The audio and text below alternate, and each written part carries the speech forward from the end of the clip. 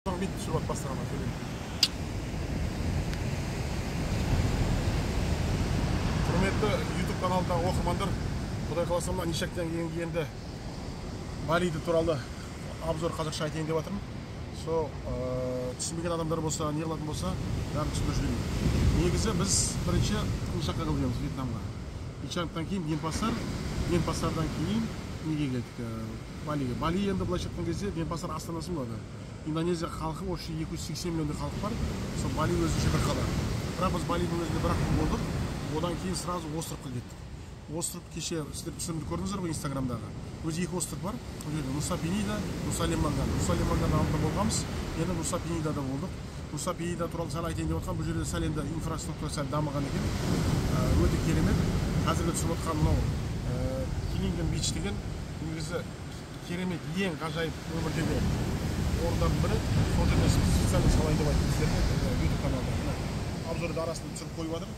Айтайын деп жатқан бір-ақ нәрсе. Бұл жерге келіп өте бір керемет ощущение алып тұр. И мынау түсіндіру туралы да осы YouTube каналында осы жерде салайын деп жатқан жағдайында. Алла бұйыртса, олардың ақшалары мынандай. Вьетнамда донг болатын болса, бұл жерде рупий. Рупий 30-ға бір бөлесіздер. Ар жақта 50-ге бөледі ғой.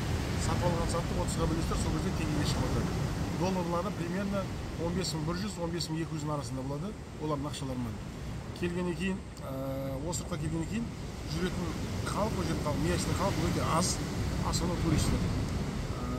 И ақша жағынан ауыстыру мәселесі, центрден ауыстырмасаңыздар, ақша ауыстыру өте қиын болады. Сол үшін жылайтыны Балиден рупиймен келгендер дұрыс. Тамақ мәселесіне келетін болсақ, Вьетнам тамағына ұқсас, основном жейтіндер балық, ет, одан кейін рис, шөп-шалам. Демалыс орындарына қалай келу керек болу, қалай арықтан катермен қалай билет алу керек, нелердің бәрі керек болса, мен ссылкада қалдырып беріңіздер, комментарийға жазыңыздар, сол сұрақтарға жауап береміз. Так что қатты көп сұрақтарыңыз болса, комментарийға сұрақтарыңызды жазыңыздар, мен комментарийға жауап беремін. Лайк басыңыздар, бәрін мені қолдаңыздар, біздің YouTube канал жүргізіңіздер. Аман болыңыздар оқырмандар.